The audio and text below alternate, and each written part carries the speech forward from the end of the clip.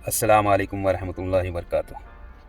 سعودی عرب کے گسیم شہر میں دو بھائیوں کے بیچ میں جھگڑے کا ایک ایسا عجیب و غریب واقعہ پیش آیا جسے سن کر اور دیکھ کر لوگ حیران اور دنگ رہ گئے۔ میں پہلے آپ کو یہ واقعہ سناؤں گا، پھر اس کے بعد آج کے مظلوم ماں باپ کے بارے میں، ان کی نافرمان اولاد کس طرح ان کے ساتھ ظلم کر رہی ہے وہ بیان کروں گا انشاءاللہ۔ یہ واقعہ ہے ان دو بھائیوں کا جو اپنی غریب بوڑھی ماں کی حفاظت اور اس کی خدمت کرنے کے لیے لڑ رہے تھے۔ عجیب لگتا ہے لیکن یہ سچ ہے۔ یہ کیس جس کا فیصلہ گسیم کی ایک عدالت نے کیا تھا۔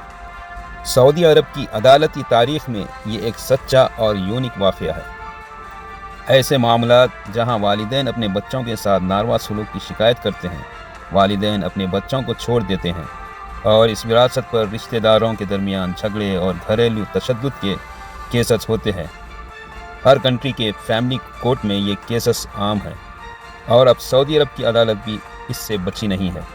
مگر اس بار عدالت کے سامنے یہ ایک بالکل مختلف نوعیت کا کیس آیا، اور جب ایک بھائی کے خلاف فیصلہ آیا تو وہ عدالت میں پھوٹ پھوٹ کر رونے لگا۔ آنسوؤں سے اس بھائی کی چھوٹی داڑھی بھیگ گئی۔ اس کے خلاف فیصلہ سنانے والے جج سمیت عدالت کے کمرے میں موجود سب کی آنکھوں میں آنسو آ گئے۔ سعودی عرب کے بڑے اخبارات اور امام جمعہ کے خطبات کے دوران اس کیس کو تعجب سے بیان کیا گیا۔ یہ کیس حیزان الفہیدی الحربی نامی ایک شخص کا ہے جو ایک چھوٹے سے گاؤں آسیہ میں رہتا ہے، تقریباً سعودی عرب کے علاقے گسیم کے دارالحکومت بریدہ سے 90 کلومیٹر دور ہے۔ حیزان اپنی والدہ کا سب سے بڑا بیٹا ہے اور وہ اپنی ماں کے ساتھ رہ رہا تھا۔ حیزان کے پاس کوئی دنیاوی سامان نہیں تھا، وہ ایک مڈل کلاس سے بلانگ کرتا تھا، اس لیے کوئی پیسہ یا وراثت کا مسئلہ اس کیس میں داؤ پر نہیں لگا تھا۔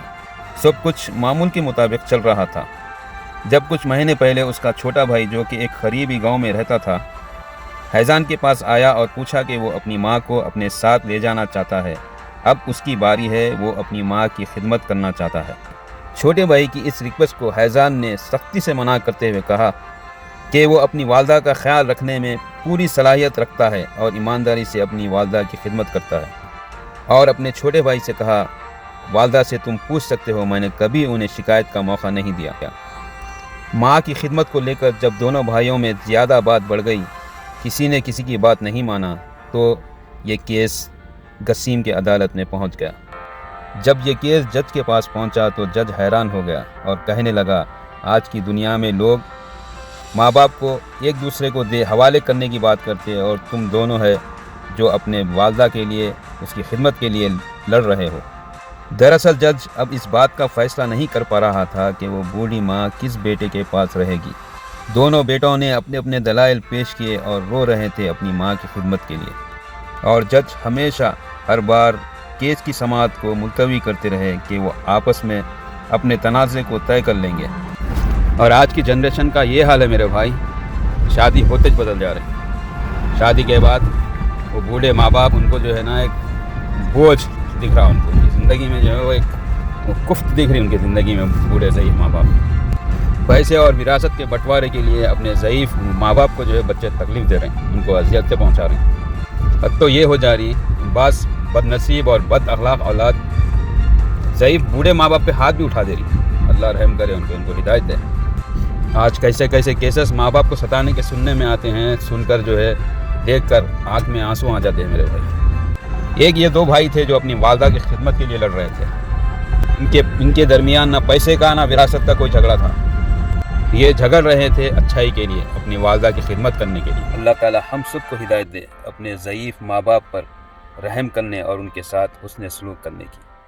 میرے بھائیوں، غنیمت سمجھو اپنے ماں باپ کو، جو اللہ تعالیٰ نے انہیں ہمیں جنت کا راستہ بنایا۔ اللہ کے لیے جن کے ماں باپ زندہ ہے ان پہ ترس کھاؤ، ان ضعیف ماں باپ پہ ترس کھاؤ، جس طرح چھوٹے رہنے وہ ہم پہ ترس کیے۔